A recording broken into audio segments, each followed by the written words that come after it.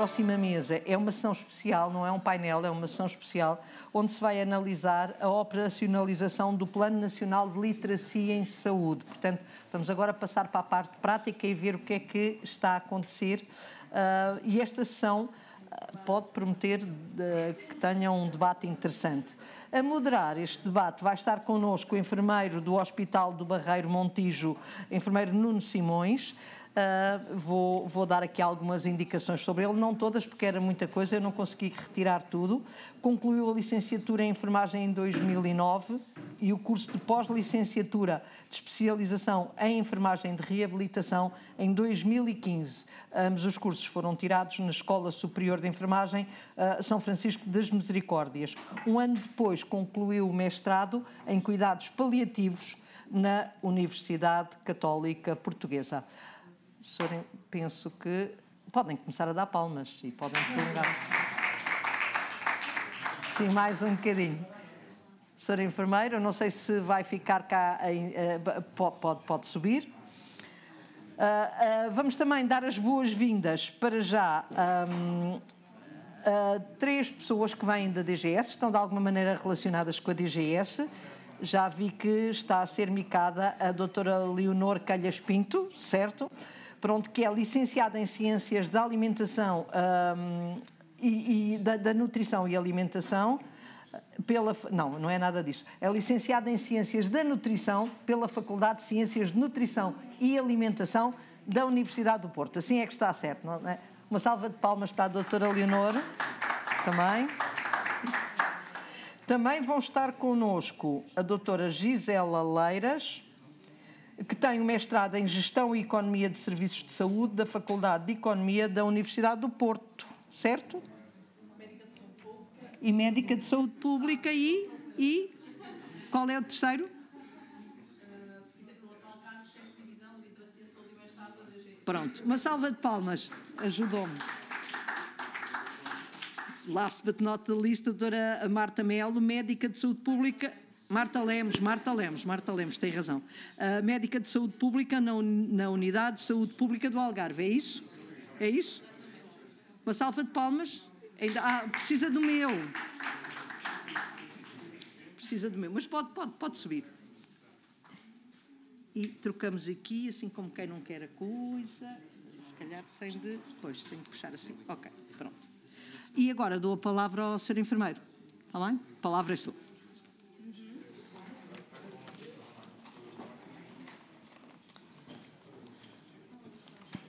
Então, boa tarde a todos, aos presentes em sala e também por via digital.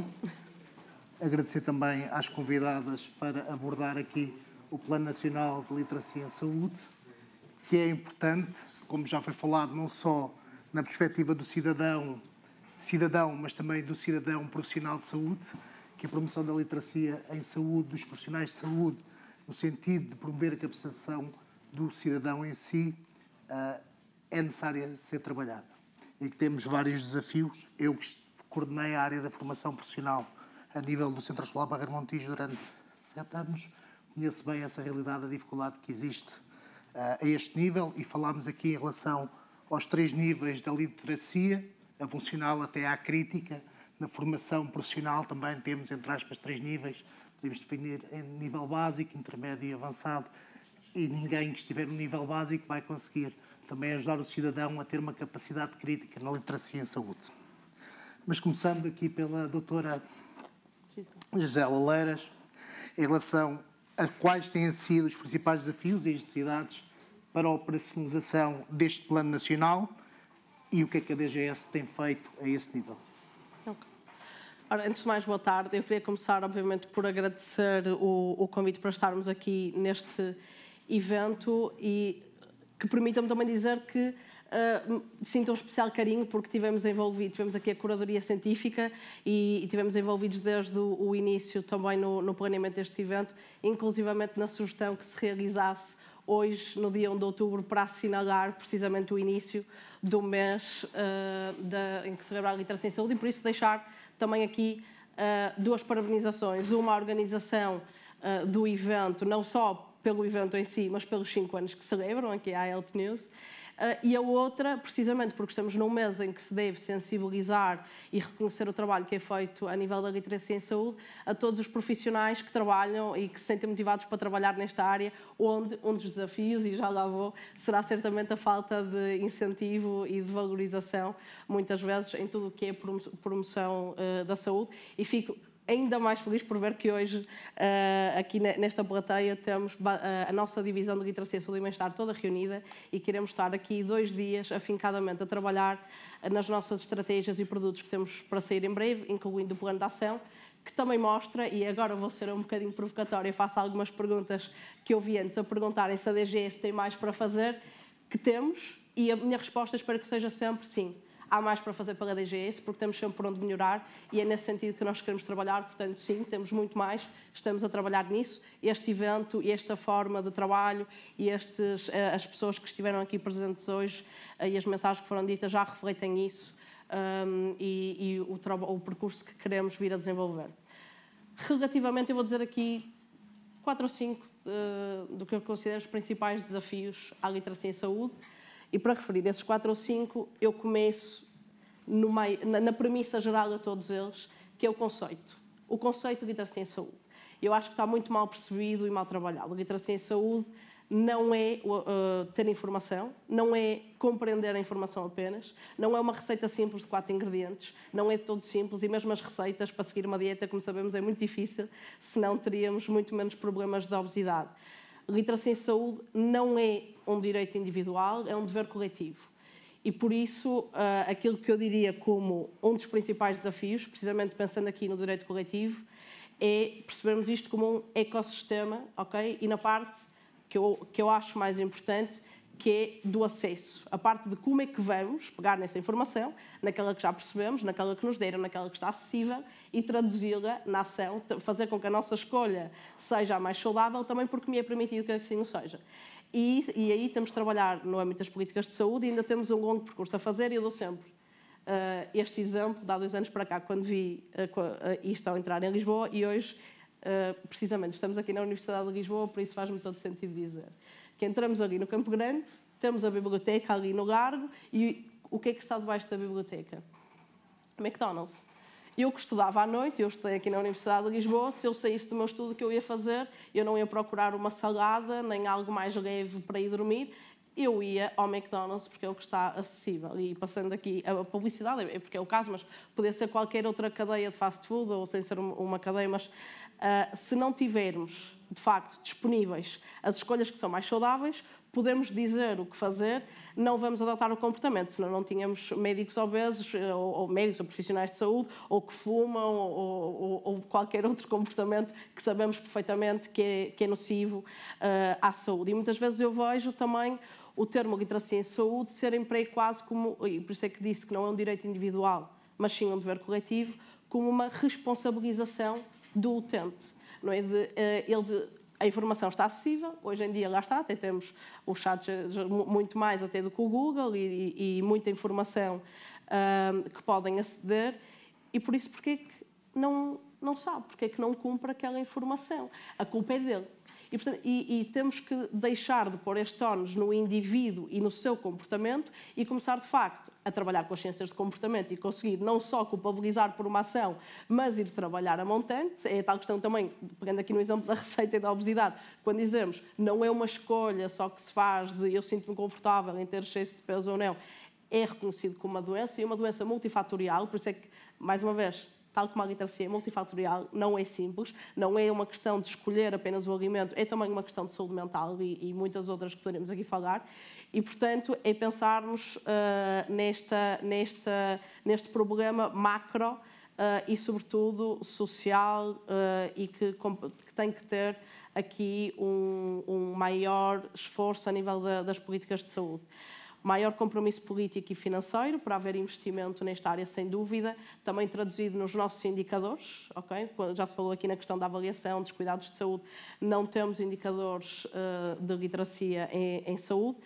E depois, outro dos grandes desafios, mas que foi aqui também já muito falado de diferentes formas, que é aqui a questão da desinformação. Temos cada vez mais informação disponível e que vem de diferentes formas e de diferentes intervenientes, e isso sim tem mudado, não é? Porque eu também ouvi numa mesa anterior dizerem que precisamos de mais cientistas a nível político.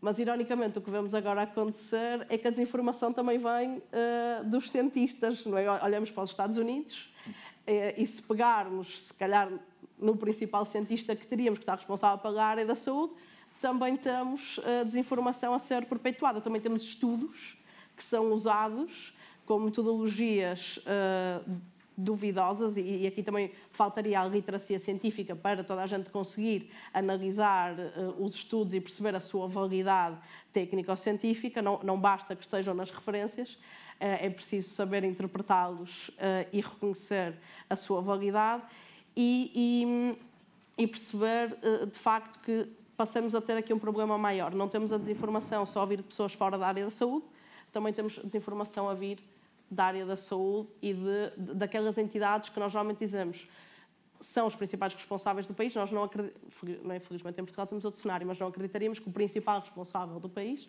não é, como estamos a falar dos Estados Unidos, seria um dos principais veiculadores de desinformação, porque é onde nós dizemos, geralmente é quem dizemos para acreditar na informação e que vai veicular a informação mais fidedigna. E dentro ainda aqui da questão da desinformação e destes novos cenários que se vêem, há também algo que não melhoramos e que percebemos que foi um dos nossos maiores erros durante a pandemia, que é a gestão da incerteza. Okay, na altura foi um dos problemas, nós não sabemos comunicar a incerteza e muitas vezes o que acontece na informação em saúde é que nós acreditamos que a informação em saúde é um facto, é uma lei. As pessoas têm que a perceber desta forma. Enquanto que há outra, não é? Nós podemos ter outros dilemas. Um clássico, não é? Se eu dissesse há quem ponha os cereais primeiro, há quem ponha o leite primeiro, todos aceitamos duas verdades e cada um faz à sua maneira. Na saúde nós temos que ter uma verdade inequívoca e temos que ter um profissional de saúde que tem que a saber sempre. E quando sente que não sabe, às vezes também não sabemos reconhecer que falta esta informação, ou que temos que esperar para ter a informação, ou que temos que esperar para ter a melhor evidência para nos levar a um certo comportamento. E, se me permitirem, não é? Aqui testar, não é? No fundo, às vezes parece muito fácil nós dizermos que a pessoa tem que saber determinada informação e acreditamos que o profissional de saúde tem que saber aquela informação e nem sempre é assim. Por isso é que eu acho que a desinformação se aqui um fator mais interessante.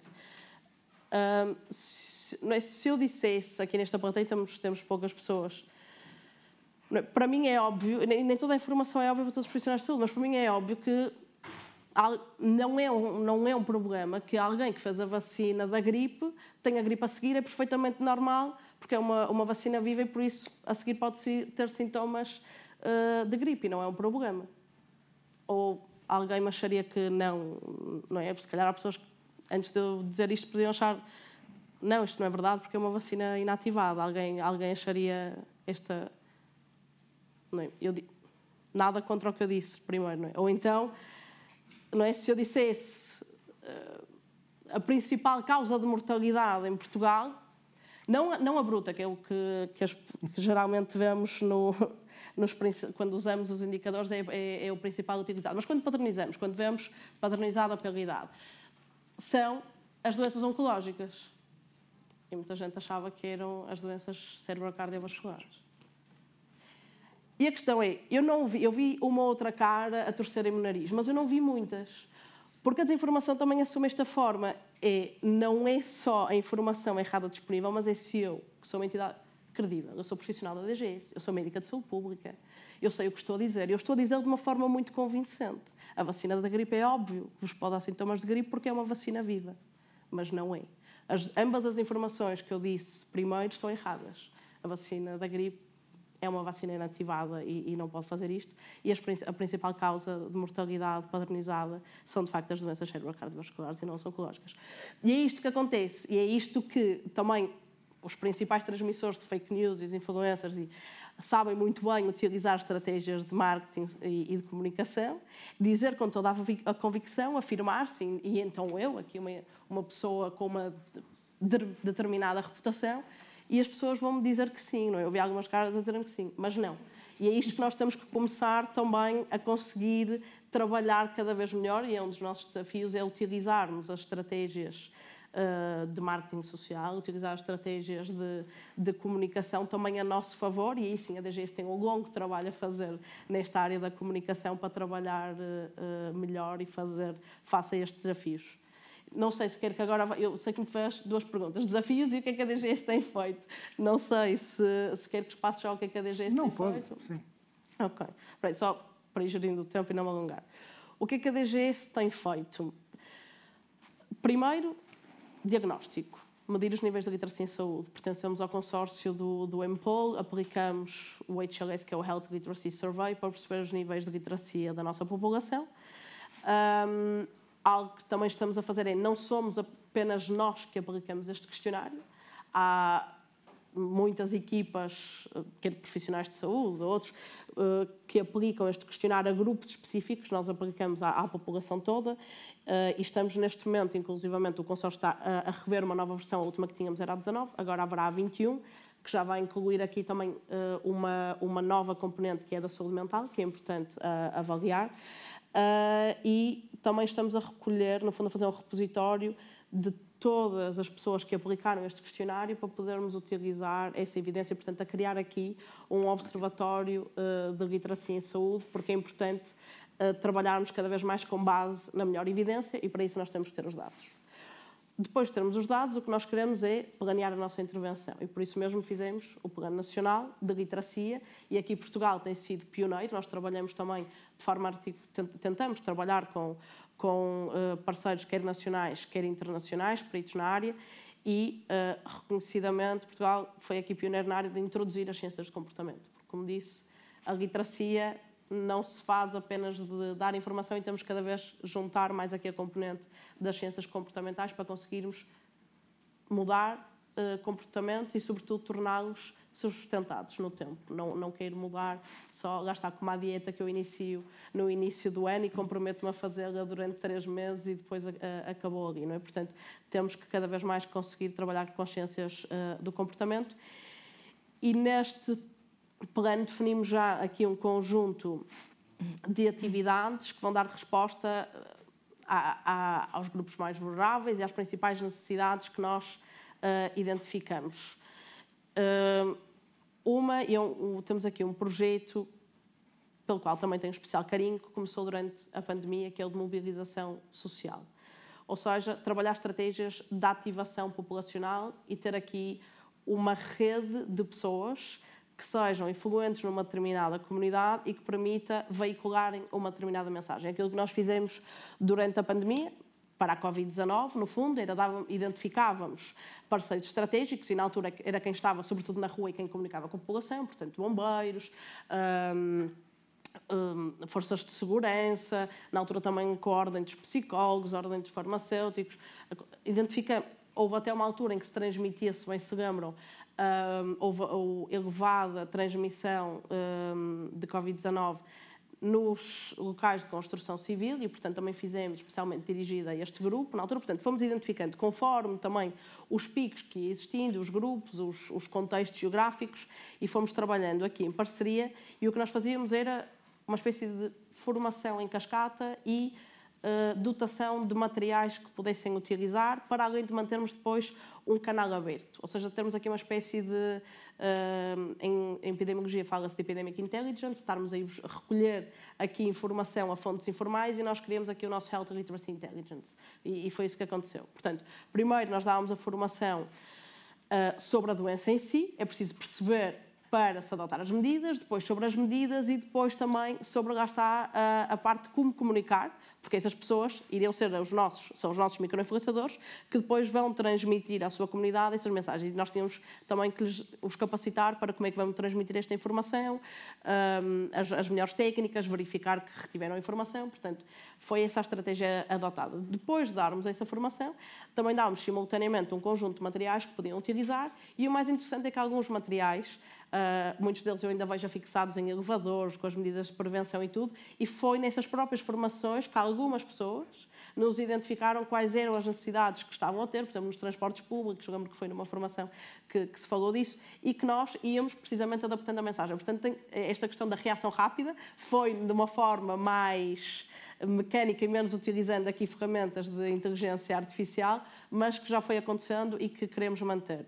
E para além disso também, esta tal questão da Health Literacy Intelligence, na altura nós tivemos até reporte de alguns grupos que nos disseram, quando já surgiu a vacina, este grupo em específico não está vacinado. Há aqui uma questão de hesitação vacinal, vamos então promover outra formação, agora específica para explicar como é que a vacina funciona, porque vacinar, para transmitir essa informação. Portanto, esta estratégia e este projeto de mobilização social, acho que tem aqui vários componentes de ativação e de uma comunicação bilateral que funcionou muito bem, foi inclusivamente reconhecido pela OMS, e é algo que nós estamos agora a pegar, ok, isto funcionou bem para doenças infecciosas, mas agora queremos replicar este conceito para as doenças crónicas. E por isso é algo que nós agora já estamos a escalar e a trabalhar com outros parceiros para começar precisamente a trabalhar a nível da gestão de doenças crónicas e não só aqui nas doenças infecciosas, diria que este é um dos nossos principais trabalhos. Depois a questão da capacitação dos profissionais e também houve aqui cursos que já foram criados, não queria muito depois entrar aqui noutras coisas que as minhas colegas podem falar, mas também haverá aqui uma rede depois que iremos criar com os profissionais de saúde a nível do SNS, precisamente para facilitar que esta comunicação chegue e que os materiais que são feitos a nível do SNS também cumpram as boas normas no que toca à literacia em saúde. Agora, durante este mês, iremos estar também a trabalhar afincadamente no plano de ação, não só nestas medidas que nós vamos implementando, mas também naquilo que nós queremos que se concretize a nível local. A literacia em saúde não se pode fazer só centralmente a nível da DGS, não é? Tem que ter depois precisamente estas estratégias de ativação populacional também têm que estar e têm maior efetividade se forem trabalhadas em proximidade. Portanto, também queremos agora começar cada vez mais a trabalhar com as estruturas existentes a nível local para promover a implementação destas estratégias. Obrigado, doutora Gisela. É de facto importante estreitar-se sobretudo aquilo que é a verticalidade, ou seja, horizontalizar mais aquilo que é a relação de Direção-Geral de Saúde com as comunidades locais. Nos cuidados coletivos falamos muito nas cidades ou comunidades compassivas, existem algumas a nível do país, e acredito que um dos caminhos para a literacia em saúde será, de facto, em trabalharmos em comunidades compassivas, não só com organismos e equipas de saúde, mas com os vários parceiros sociais e cada vez também com a questão da imigração, não entrando por aí, acabamos por ter nichos em que vamos ter necessidade de intervir individualmente. Doutora Marta Lemos, temos serviços de saúde, promotores de literacia em saúde? Qual o papel da Direção-Geral de Saúde para potenciar a operacionalização do Plano Nacional, não só a nível nacional, mas a nível local? Falemos então destas cidades compassivas, destas comunidades compassivas ou bairros promotores de literacia em saúde, não é? Se temos serviços de saúde promotores de literacia em saúde, sim, temos. Sabemos, pelo menos falo por mim, portanto, eu tenho aqui uma colaboração parcial, a tempo parcial com a Direção-Geral da Saúde, mas trabalho maioritariamente a nível local. Trabalho numa unidade de saúde pública, vou tendo conhecimento de boas práticas que outros colegas implementam também nos seus locais. Agora, se isto está formalmente identificado, não. Mas estamos a trabalhar nesse sentido. A Gisela também já abordou aqui a questão da rede que pretende ser criada. Portanto, também já falámos aqui da responsabilização, no fundo, e agora vou-me focar mais nas unidades locais de saúde, também é a realidade que eu conheço e é onde eu trabalho. E, efetivamente, esta rede irá ser representada pelas unidades locais de saúde. Desculpem que agora perdi-me um bocado. Portanto, reconhecendo aqui esta responsabilidade dos serviços de saúde, nós temos não só que fornecer a informação, mas também criar as condições para que as pessoas compreendam e usem de forma adequada essa informação. E, como tal, uma medida que a DGS está a implementar e que acho que acaba por ser aqui uma medida estruturante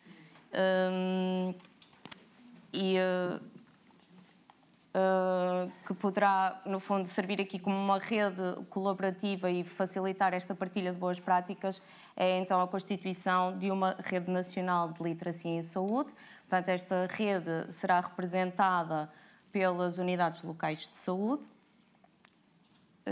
que fará aqui então, no fundo, juntar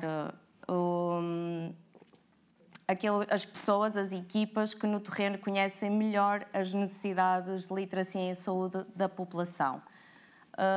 Claro que não nos podemos limitar aqui unicamente a uma partilha de boas práticas, é importante também haver uma padronizar aqui o que são as práticas a nível local. Portanto, se nós sabemos que uma unidade local de saúde já tem aqui boas práticas, é importante não só esta partilha, mas que outras unidades também se sintam capazes e aptas para implementar essas boas práticas. E aqui a DGS tem um papel importante, como a Gisela também já foi referindo, na capacitação e na formação. Portanto, no nosso Plano Nacional temos vários cursos e formações previstas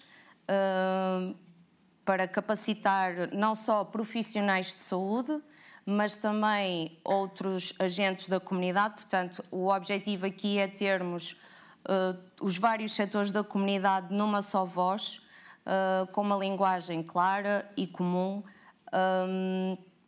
e que consiga então comunicar questões relacionadas com a saúde. É importante então fazer esta formação e esta uniformização, além da partilha das boas práticas. Portanto, concluindo, porque eu já estou a ficar aqui um bocado confusa, já percebi, peço desculpa por isso, a importância então da constituição desta rede colaborativa para a partilha das boas práticas, porque aquilo que é um recurso de uma ULS pode ser um recurso a nível nacional. A nível daquilo que são, e está determinado em relação à constituição das unidades locais de saúde, não sabemos que organismos vão assumir essa função a nível diretamente da literacia em saúde, ou seja, qual é o órgão dentro da ULS que vai assumir essa responsabilidade. Podemos fazer par aqui para a questão da promoção da saúde e bem-estar dos colaboradores, que isso já está, de facto, a nível dos órgãos que estão definidos para as unidades locais de saúde. Em relação a esta área dentro das unidades locais de saúde, nós não temos ainda esse descritivo legal ou obrigatório para implementar aqui a questão da promoção da literacia em saúde. Mas fazia uma pergunta à doutora Leonor Pinto. Qual o papel dos parceiros comunitários na operacionalização do Plano Nacional, mas não só no Plano Nacional, mas esta questão da literacia em saúde já está vertida nos planos locais de saúde? Falando nós de unidades locais de saúde, e falámos há pouco que os organismos que terão responsabilidade nesta translação para a prática da promoção da literacia em saúde serão as unidades locais de saúde, ou seja, serão os líderes locais, regionais, responsáveis por essa área. Porquê e como mobilizar estes diferentes setores sociais? E estamos a falar aqui de líderes de comunidade, e hoje em dia temos muitas comunidades a viver dentro de Lisboa, arredores de Lisboa e por todo o país, e temos aqui uma panóplia de dificuldades, porque veem a saúde, como veem certos determinantes sociais, de forma diferente, especialmente considerando aqui a perspectiva da transdisciplinaridade e também da parte multissetorial deste plano nacional, que deve ser vertido nos planos locais de saúde, e que desconheço, por acaso desconheço, se existe já essa passagem para os planos locais de saúde, sabendo que nem todas as regiões do país têm planos locais de saúde formalizados. Antes de mais, permitam-me agradecer e reiterar este agradecimento pelo convite para estarmos aqui hoje presentes e cumprimentar não só os colegas de painel, mas toda a audiência presencial e online. Efetivamente, as parcerias são uma peça-chave no puzzle, diria que são um elemento fundamental nesta equação. Mas quando olhamos para parcerias, não podemos olhar para parcerias só na parte da implementação, da operacionalização. As parcerias têm que ser estabelecidas desde logo, a montante, têm que ser estabelecidas desde o desenho de uma ação, de uma medida, de um projeto. Portanto, as parcerias têm que ser estabelecidas logo no início, porque os parceiros vão ser fundamentais em todos os momentos, desde o desenho até à implementação, obviamente passando pela monitorização e avaliação de qualquer ação, medida ou projeto de saúde. Os nossos parceiros são fundamentais porquê? Porque os nossos parceiros, a nível local, conhecem a realidade específica da população, que estando aqui a pensar em populações específicas ou em áreas geográficas específicas, os parceiros são fundamentais porque nos podem ajudar a conhecer as especificidades no local. Permitem-nos olhar para aquilo que é evidência científica e depois adaptar àquilo que são as reais necessidades no local e também às expectativas da própria população. Portanto, tem este papel fundamental. Permitem-nos também gerir aquilo que são as expectativas da população, permitem-nos validar e fazer aqui pré-teste daquilo que são as nossas ferramentas e pensando na área da comunicação. É fundamental, que já foi hoje aqui abordado, ajustar aquilo que é a nossa comunicação ao nível de literacia da população, àquilo que é ao seu contexto, à sua realidade. Portanto, estes parceiros permitem-nos, numa fase inicial, fazer exatamente este processo de validar aquilo que são as nossas ferramentas e ajustar. Ao longo do processo, num processo também de monitorização, estes parceiros são também, novamente, peças fundamentais porque nós conseguimos ir percebendo que recursos é que existem, que necessidades é que foram sentidas ao longo do processo, ir ajustando também a operacionalização dos nossos projetos. E numa fase final, obviamente, também nos permitem garantir a sustentabilidade dos projetos, porque conseguimos perceber que recursos é que existem e mantê-los a longo prazo, pensando naquilo que pode ser a mobilização dos próprios recursos a nível local, garante uma continuidade a longo prazo e uma sustentabilidade dos nossos projetos. Mas as parcerias também são importantes, não só nesta parte do desenho e da implementação, mas na própria ativação dos cidadãos, como já foi aqui hoje abordado. Os parceiros sabem como ativar os cidadãos, serem agentes comunitários promotores de saúde, agentes promotores de literacia em saúde, e aqui estamos a pensar em diferentes parceiros. E, portanto, como dizia muito bem, efetivamente nós temos que ter parceiros em diferentes setores. Tem que ser parcerias interinstitucionais, intersetoriais, e temos que ter aqui parceiros de diferentes matrizes que nos permitam chegar aos cidadãos. Porque o fundamental é nós conhecermos as especificidades do cidadão e estarmos onde os cidadãos estão. O caso da mobilização social é efetivamente um exemplo, aqui uma boa prática que temos, que começou na pandemia e que se mantém ainda hoje, pela especificidade também dos próprios agentes que são os nossos micro-influenciadores a nível local, por esta confiança que os próprios cidadãos têm nas pessoas que lhes comunicam, que lhes passam as mensagens de saúde. Tínhamos aqui o exemplo das forças de segurança, pela proximidade que têm, porque este projeto também tem a capacidade de se adaptar a projetos já pré-existentes, o que facilita também a sua própria implementação, faz com que, dentro daquilo que já é a rotina destes nossos micro-influenciadores, conseguimos inserir pequenas informações de saúde que são de fácil comunicação e que, no meio daquilo que já é a sua ação cotidiana, conseguimos transmitir informação em saúde, e eles próprios também são elementos de confiança na comunidade. Portanto, temos aqui ganhos para, obviamente, ambas as partes, fortalecemos aquilo que é a própria rede comunitária, a confiança, e conseguimos transmitir informação de saúde fidedigna e facilmente compreendida pelo cidadão que está do outro lado. E outro exemplo específico da mobilização comunitária, das parcerias, é no caso de uma área específica, que é o nosso Programa Nacional de Saúde Escolar, que atualmente encontra-se em processo de revisão e até agora englobava os níveis de escolaridade obrigatória, passou a incluir também as creches e vou dar aqui um ónus particular ao ensino superior. Esta é um grupo populacional novo que vamos também a trabalhar e explorar. E também tem uma particularidade. Obviamente que todos aqui já sabemos as especificidades do ensino superior, que é uma fase do ciclo de vida que traz aqui algumas questões acrescidas, uma fase de transição, de mudança para os jovens que estão no início da sua vida adulta. E especificamente no ensino superior, como era uma área não trabalhada até ao momento, pelo menos desta forma e nesta dimensão, a nível de recursos para os nossos projetos, vão ser essenciais os nossos parceiros, quer sejam as próprias instituições de ensino superior, quer sejam as próprias federações e associações académicas e de estudantes. Portanto, nós, ao trabalhar uma nova área, que até agora não era explorada, conseguimos estabelecer parcerias que vão ser fundamentais para conseguirmos, então, implementar projetos de promoção da saúde neste novo ciclo de estudos. E, portanto, acho que de uma forma assim muito sumária acabei por dar umas luzes sobre aquilo que é também estas parcerias. Não sei se há algum ponto que não acrescentar. Permita-me só fazer um comentário aqui e vou tentar não me atropelar toda outra vez. Eu peço desculpa no que a minha comunicação oral me correu tão mal.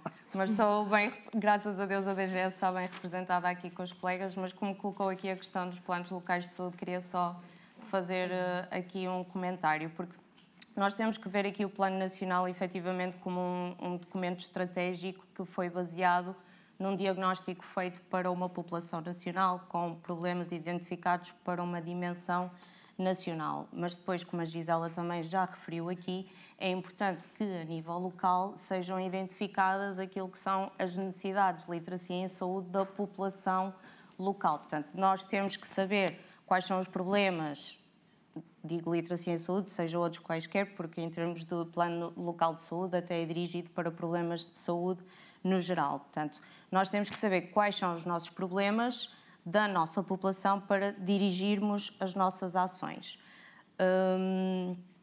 E então, para isso, a importância do diagnóstico de situação, neste caso de literacia em saúde, e atendendo que já existe um instrumento validado e que já foi implementado a nível nacional, que é o HLS, pode perfeitamente ser implementado a nível local, e isto seria uma vantagem para o local poder comparar aquilo que são os seus resultados também com aquilo que foram os resultados da população nacional. Portanto, perceber se, comparativamente com aquilo que é a população nacional, se está melhor, se está pior, se está igual, e se outra OLS ou outro local implementar o mesmo questionário, poder haver esta comparação entre locais. Claro que não podemos nos ficar só pelo diagnóstico de situação, que nos permite identificar quais são então as necessidades em termos de literacia em saúde, depois nós temos que dirigir as nossas ações, e falo por experiência própria de quem está no local, de a dificuldade de pormos todos os profissionais de uma OLS a trabalhar no mesmo sentido. E aqui a importância de haver um compromisso institucional, portanto, as administrações reconhecerem a importância de trabalhar a literacia em saúde não como uma ação isolada, mas efetivamente como uma estratégia prioritária. E para isso acho que a melhor solução para pôr toda a gente no local a trabalhar no mesmo sentido, e estou-me a focar em serviços de saúde novamente, é incluir a literacia em saúde, integrar esta área naquilo que são as políticas de saúde institucionais, incluindo aquilo que são os documentos estratégicos de planeamento, como é o caso do Plano Local de Saúde. Obrigado Acho pelo que agora contexto. não correu tão mal. Colocando uma questão à doutora Gisela, nós falamos aqui muito da questão do top-down, ou seja, de cima para baixo, da questão do benchmarking, conseguimos comparar localmente. A questão é que nós precisamos trabalhar, e pela minha experiência profissional, trabalhar cada vez mais bottom-up. E a questão é como é que nós vamos conseguir, através da Health Literacy Intelligence, conseguir ter dados e recolher informação credível do ponto de vista local, das comunidades, não só do ponto de vista macro, das unidades locais de saúde, porque quer queiramos que é macro, falando da minha realidade.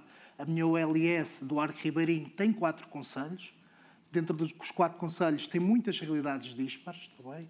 Área rural, área menos rural, por assim dizer, e a área de cidade, não é? Mais urbana. E existe a necessidade de nós termos informação bottom-up.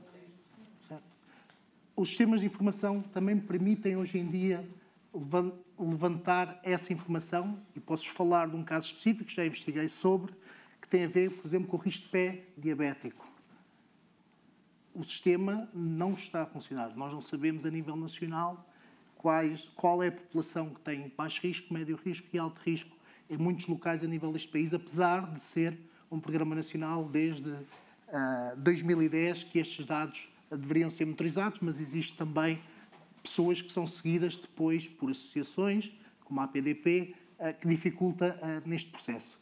Como é que nós conseguimos garantir que temos informação credível do ponto de vista de bottom-up, ou seja, das comunidades, para chegar a informação à Direção-Geral da Saúde e conseguimos tomar decisões nacionais e depois também locais para dar resposta a esta questão da literacia em saúde. Ok. Então, diretamente depois à pergunta, e depois ainda vou pegar aqui nos pontos para trás, mas temos aqui, lá está, as fontes de informação formais e as informais, como já falamos. Para as informais, já me debruço mais então no que é que pretendemos com a rede, mas esta rede que queremos de interlocutores de literacia em saúde será uma resposta-chave para além dos interlocutores daquilo que nós chamamos os tais micro-influenciadores sociais que temos identificados nos projetos de mobilização social. Para as formais, nós neste momento já temos sistemas de informação que nos permitem recolher esses dados. Nem todos nós temos acesso da forma como gostaríamos, mas estão a ser melhorados alguns, a ser criados outros novos e também muitas vezes temos é que começar por identificar quais são os indicadores que nós temos. Por isso é que o planeamento é tão importante. Pegar, e nós agora no plano de ação temos precisamente isso, indicadores concretos que nós queremos observar quando estamos a avaliar a nossa população em termos de literacia em saúde, mas como um todo, não é? Porque como falou é muito mais do que literacia em saúde, dando aqui o exemplo do pé diabético, nós temos a equipe... Literacia em saúde. Tudo é literacia, tudo deveria ter uma componente de literacia em saúde, não é? Para gerarmos ação, para termos uma melhor autogestão da doença, para termos uma maior navegabilidade no sistema de saúde.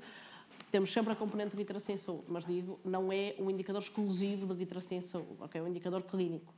Portanto, esse exemplo que deu. E nós aí temos, não esta equipa em específico aqui da literacia em saúde, mas uma equipa que olha para os indicadores todos, okay? Que é do Plano Nacional de Saúde. Temos aqui alguns colegas que também trabalham a nível do Plano Nacional de Saúde e que tem o nosso observatório também nacional e temos inclusivamente uma equipa, não aqui a divisão, mais uma vez, de literacia, saúde e bem-estar, mas a divisão de informação e análise que, no fundo, gere aí esses sistemas de informação todos e olha para esses dados e produz os relatórios que nós precisamos para produzir depois as recomendações com base na melhor evidência científica.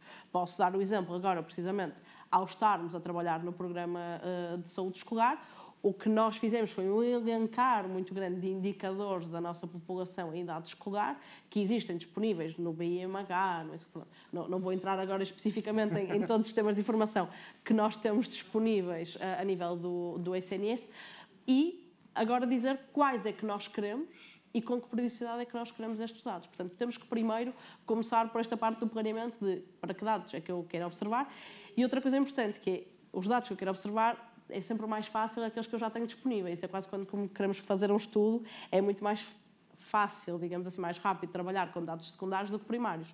Portanto, eu primeiro vou-me basear naqueles que eu já tenho à partida recolhidos. E depois também iremos trabalhar aqui em ter sistemas de informação próprios. Um sistema de informação próprio para a saúde escolar é algo que nós queremos, integrado nos que já existem, mas que nos permita depois ir um bocado mais além e recolher indicadores específicos nesta área que possam ainda não estar implementados em determinados questionários, que, mais uma vez, não temos que reinventar a roda. Muitas vezes existem questionários dispersos, alguns que estão fora daquilo que são os nossos sistemas formais, que estão na academia, que produz determinados estudos, e temos que fazer aqui um balanço. E para isso também é que nós queremos, precisamente, constituir uma biblioteca de literacia em saúde, é algo que estamos a trabalhar, onde vamos compilar também os vários estudos, os vários dados, como eu já disse há bocado, a começar por aqueles que até já são da casa, digamos assim, de um consórcio que nós integramos, que é o MPOL. Temos imensos estudos, imensos projetos que são feitos por academia, por ULS, dentro e fora do SNS, que aplicam o HLS, e, portanto, faz sentido que nós olhemos para esses dados, sabemos para que é que eles são aplicados, como é que são utilizados, que informação é que nos dão, e também a bom aqui da transparência e da possibilidade de aplicabilidade desta informação por pares e não apenas por nós, tê-los depois disponíveis, e daí nós queremos, lá está, ter o observatório, ter a biblioteca. A literacia em saúde, como eu disse, eu não quero que seja, e muitas vezes vê-se como um chavão que nem todos compreendem o que é. E eu acho que tem havido, eu falei em falta de compromisso, lá está, na contratualização, não há lá nenhum indicador de saúde, no compromisso nas políticas de saúde, financeiro, mas também sinto que tem melhorado, não é? Falou aqui da questão dos planos locais de saúde, e uma das coisas também, até houve algum evento em que já apresentei isso nos slides. Agora, já não sei de cor quantos é que era, mas posso lhe dizer que olhando, eu na altura peguei no Plano Nacional de Saúde, nos planos regionais de saúde e nos planos locais de saúde da região norte, para ver, de facto, então, onde é que há um compromisso com a literacia em saúde. E na primeira versão, então ele é que trabalha no Plano Nacional de Saúde, mas na primeira versão do Plano Nacional de Saúde, não tínhamos sequer literacia em saúde como uma das principais estratégias. Fazia, sobretudo, menção 2 vezes, se não me engano, à literacia digital. E, neste momento, é um dos 15 objetivos estratégicos. Portanto, ou há aqui um maior compromisso. A mesma coisa eu tenho visto acontecer a nível local. E mesmo, eu também não se pretende que a literacia em saúde seja apenas uma palavra para constar, sem um compromisso efetivo. E daí também criarmos esta rede que é para conseguirmos traduzir a literacia em saúde não só como a estratégia que fica bem a nível documental, mas numa ação. Porque até a literacia em saúde, mesmo que não fosse como um objetivo, mas como uma estratégia dentro dos objetivos, por exemplo, na diabetes, ela estava lá vertida. O que nós queremos agora, ao termos uma rede de interlocutores, e atenção, ao dizermos no SNS, nas ULS, é o nosso ponto de partida. Nós não conseguimos, de repente, começar com todo o sistema de saúde ou até alargar para fora do sistema de saúde e ir aos parceiros comunitários. Este é o nosso objetivo a longo prazo. Mas nós temos que começar em algum ponto, temos que testar, temos que ver se funciona, para depois começar a escalar, temos que adequar aos recursos que temos disponíveis e, por isso, o nosso ponto de partida são as 39 ULS que já temos e que ainda assim tem sorte que a sua tem 4 conselhos, portanto, nem é muito grande. Eu também estava anteriormente na da Póvoa de Varzim e Vila do Conde e tinha 2, e eu digo sempre que quero voltar para lá porque a nível geográfico é ótimo de se trabalhar, é excelente poder trabalhar apenas com 2 municípios, porque antes eu estava no Baixo Mondego e eram 10, e aí é uma gestão muito, muito mais difícil. Mas o que nós queremos com esta rede é haver o tal compromisso. Primeiro, termos pessoas identificadas naquela OLS que vamos poder dar formação específica. Depois, eu quando estava, lá está, na ULS Póvoa de Varzim Vila do Conde, e antes no A6 Póvoa de Varzim Vila do Conde, estava no Conselho Clínico, e aqui pegando um exemplo, algo que aconteceu muitas vezes ao estar no Conselho Clínico é que, por um motivo ou por outro, ou porque a comunidade fazia, ou porque era uma exigência a nível nacional, tínhamos que fazer folhetos e documentos, por exemplo, é obrigatório, não é, termos a informação disponível sobre a interrupção voluntária da gravidez. E, portanto, vamos fazer este folheto. Depois temos diferentes projetos, vamos fazer para o pé diabético, lembro-me também do pé diabético, ou algum projeto de saúde escolar. E na ULS Salgado já existia. O que eu ia fazer na altura era até ver o que informação disponibilizavam, comparar, e é isto que nós queremos resolver com a rede. Nós não temos que estar, no que toca a acesso à informação e estes materiais que são criados, não faz sentido o tempo que se perde a tentar reinventar a roda ou criar algo novo que já existe. O que nós queremos precisamente é também criar aqui um banco de boas práticas, permitir a partilha de documentos, permitir um apoio técnico nacional, porque muitas vezes andamos à procura da informação, se está útil ou não, uma articulação mais fácil até com as várias equipas que nós temos especializadas para o programa de alimentação saudável, a atividade física. Portanto, haver aqui uma abrangência que possamos logo, no que toca aqui ao acesso à informação, melhorar. E depois também outras duas coisas, que é, já falamos aqui do consórcio do EMPOL e que vamos ter um novo questionário do HLS que vai à saúde mental, mas também vamos ter outro que é da literacia organizacional. E, portanto, daí também nós vamos querer avaliar a literacia organizacional das nossas estruturas, porque uma das principais necessidades e um dos pontos onde nós estamos claramente pior no que toca à literacia em saúde em Portugal é na navegação no sistema de saúde. Portanto, esta é uma das prioridades, é trabalhar a literacia no que toca à navegação no sistema de saúde e, por isso, queremos potenciar isso a nível local. Não queremos só estratégias macro, em que promovemos a campanha de vacinação, o acesso ao SNS 24 como porta de entrada. Queremos que também possam ser, depois, criar aqui uma estrutura local em que também há a identificação de parceiros comunitários, das rádios locais, dos jornais, do que possa ser utilizado para potenciar a transmissão da mensagem e a customização às necessidades locais, porque isto não é one size fits all, não é? As informações não são todas as mesmas, a forma de aceder aos cuidados não é a mesma, as barreiras de acesso aos cuidados não são as mesmas de todo. Portanto, não é, lá está, o estar a nível rural, a nível urbano é diferente, portanto é esta a adequação que nós queremos, mas as estratégias a montante são praticamente, as ferramentas a dar são praticamente as mesmas e depois têm que as adequar. E é isso que nós queremos fazer. De facto, num conceito importante e que nós de certa forma, trabalhamos pouco em Portugal, que é a questão do Patient Navigator. Não é? E esta rede pode ter por base, de facto, aqueles que deverão ser os Patient Navigators, ou seja, aqueles que ajudam o cidadão a circular dentro do sistema de saúde e não só, porque lá está, existem parceiros em outras áreas, por exemplo, em relação aos parques de atividade física, por aí fora, não é o Serviço Nacional de Saúde, não é o Sistema de Saúde que os cria, é a parte municipal que os cria. Ou seja, tem que haver aqui, de facto, uma rede montada para permitir que haja a dita personalização que foi falada hoje em relação àquilo que é a promoção da literacia em saúde, mas que haja também aqui uma normalização ou harmonização daquilo que são as práticas. Doutora Marta, como é que conseguimos equilibrar aqui a necessidade desta customização, personalização das intervenções face à necessidade de termos depois abordagens normalizadas? Como falou há pouco, por exemplo, a área do controle de infecção hospitalar, aquilo que nós utilizamos nas organizações é standard, ou seja, é nacional, não é? Ou seja, a nível de informação, como se faz a desinfecção, a higiene das mãos, é standard, ou seja, e as organizações perdem muito tempo a adaptar muitas vezes e a fazer procedimentos locais e depois setoriais dentro dos próprios serviços, e esse é um papel, de facto, importante que nesta questão da promoção da literacia em saúde pode, do ponto de vista top-down para top-down, possa ajudar, de facto, as organizações nesta promoção da literacia em saúde. Mas como é que vamos conseguir personalizar e harmonizar estas práticas? Eu a pensar que já me tinham livrado de intervir outra vez. Não, vou tentar ser muito sucinta, mas efetivamente acho que a uniformização poderá passar por recursos, por este apoio técnico e científico providenciado pela DGS, através das várias formações e cursos que pretendemos fazer não só junto de profissionais de saúde, mas nos vários setores da comunidade. A personalização é precisamente aquilo que falámos há pouco, de adaptar aquilo que são as estratégias nacionais para a realidade local e para aquilo que são as necessidades locais. Assim, de uma forma, tentando ser o mais simplificada para não correr mal. Obrigado.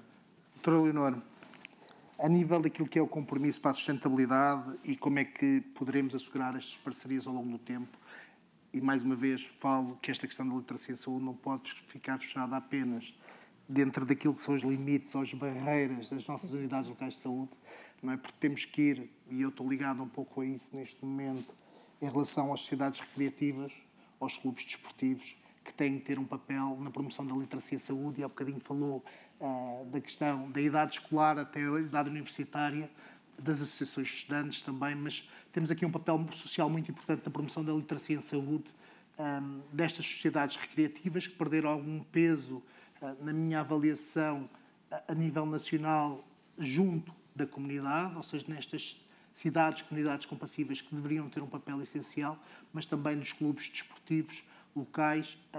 Como é que nós poderemos ter esta rede mais fortificada, não nos centrando só nas unidades locais de saúde, porque as unidades locais de saúde vão ter de recorrer a estes parceiros, obviamente. Sim, efetivamente os parceiros que devemos identificar têm que transpor aquilo que são as barreiras do setor da saúde. Estamos a dar exemplos de diferentes setores da sociedade, e aqui a parte da sociedade civil como um todo é uma parte integrante neste processo, e usando o exemplo que dei há pouco do próprio programa de saúde escolar e deste início de intervenção na área do ensino superior, efetivamente esta articulação estreita com associações de estudantes, com associações de federações académicas, com as próprias instituições de ensino superior, que representam os estudantes, que conhecem as suas necessidades, conhecem os recursos que existem a nível local, permite-nos não só implementar os projetos, mas numa fase até anterior, pensar com eles o que é que devem ser os projetos. A nossa ideia é termos exatamente projetos piloto a nível local que depois possam ser escalados a nível nacional, e este processo de proximidade, com uma auscultação ativa e constante destes parceiros, e até num modelo mais formal, que é a nossa subcomissão consultiva para a área do ensino superior, permite envolver esses parceiros, que que conhecem o local, que representam, neste caso, os estudantes, ou pensando numa perspectiva mais global, a toda a comunidade académica, e que, por um lado, vão estar desde o início e vão-nos dizer quais são as necessidades e os recursos que existem, por outro lado, vão estar envolvidos e há este compromisso reforçado de ambas as partes de colaborarmos para conseguirmos implementar os projetos de promoção da saúde e responder à questão final da sustentabilidade.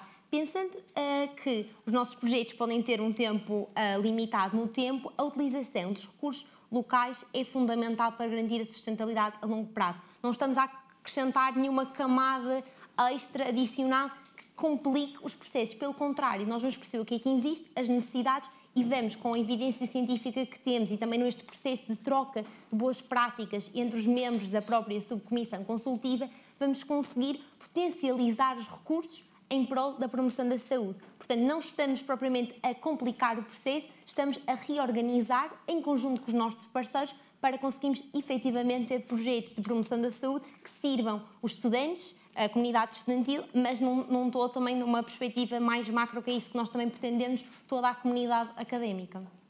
Doutora Gisela, como vamos alcançar a visão ambiciosa, temos uma população com elevados níveis de literacia em saúde. No final de 2030, quando realizarem o relatório. Eu digo sempre, irónico, nós temos, lá está, diferentes instrumentos, isto também é importante disponibilizá-los a todos e ao disponibilizá-los mostrar o potencial e a limitação de cada um. Porque se nós olharmos para os dados do HLS, o que eu posso dizer é que 70% da população portuguesa tem níveis suficientes ou excelentes de literacia em saúde. Não é nada mal. Não é? E, portanto, o objetivo definido para 2030, que é o nosso horizonte temporal alinhado com o Plano Nacional de Saúde, foi de atingir 75% aqui neste indicador. Mas depois é por isso que é importante também a tal literacia científica, conhecer os nossos instrumentos. Se olharmos para o HLS, vemos que é sobretudo uma percepção, uma autopercepção da sua literacia em saúde, e não estamos a testar, digamos assim, aqui de facto a literacia em saúde, e não estamos a avaliar a componente que eu considero mais importante na literacia em saúde, que é a capacidade da utilização, não é, o tal ecossistema. Portanto, sim, temos que melhorar em indicadores. Deste em específico e do nosso objetivo para 2030 de 75%, eu espero e acredito que o vamos conseguir alcançar. Estamos a criar uma estrutura para que assim seja possível. E quando diz aqui, eu posso dar um exemplo muito concreto da sustentabilidade. Nós, no fim de semana passado, aliás, este fim de semana, hoje ainda é quarta-feira, já são tantos eventos que às vezes fico perdida há muito tempo, desculpa. Mas este fim de semana tivemos em Vila do Conde um evento com jovens do ensino superior, precisamente para fazer este desenho de projeto das 5 principais áreas identificadas como um problema de saúde pelos próprios no ensino superior. A alimentação era uma delas. E na alimentação apresentaram-nos um projeto muito interessante, que não vou estar aqui a debruçar-me com ele, mas tinha a ver com uma intervenção nas cantinas escolares. E tinham lá como parceiros os serviços académicos, os serviços de apoio social. E depois tinham como, depois a parte do financiamento, candidaturas a financiamento europeu. E aí entrou precisamente esta parte da sustentabilidade, é algo que nós queremos fazer no desenho aqui, é por isso que é importante estruturar e planear aqui a literacia em saúde, que é, nós não podemos pensar a literacia em saúde, e agora estou a falar aqui nós enquanto DGS, e precisamente daí criar estas redes, estas pontes, e que tem que ir muito além do SNS, achar que eu vou vender uma ideia para eles serem meus parceiros. Não, o projeto também tem que ser deles, tem que estar incluídos, e isso foi logo na altura o comentário que fiz a essa equipe, não têm que ser um parceiro externo, é nas cantinas, que é para implementar, eles têm que ser a equipa executora e gestora deste projeto, eles têm que acreditar que eles é que o querem implementar, porque isto é benéfico para a sua comunidade académica e é de interesse e terá efetividade. Portanto, pensando aqui, usando este paradigma para aquilo que nós queremos fazer com a literacia e saúde, é haver um trabalho colaborativo e não um trabalho exatamente. E depois é esta questão, pensando na sustentabilidade das nossas ações, não irmos procurar nada que dependa, lá está, de uma candidatura pontual a um projeto europeu. Tem que haver também, ao pensarmos nos recursos, de forma sustentada. E ao estarmos a estruturar desta forma e ao termos identificado precisamente que a área que temos de trabalhar mais é a navegação no sistema de saúde, ao estarmos a criar equipas e aqui uma rede nesse sentido, ao estarmos também a trabalhar, aqui podia debruçar-me em muitas outras áreas, como a literacia mediática, para falar aqui da parte da desinformação, que também é importante. Não estamos só a trabalhar a nível local e só com as URS, referenciais na área, nas ciências de comportamento.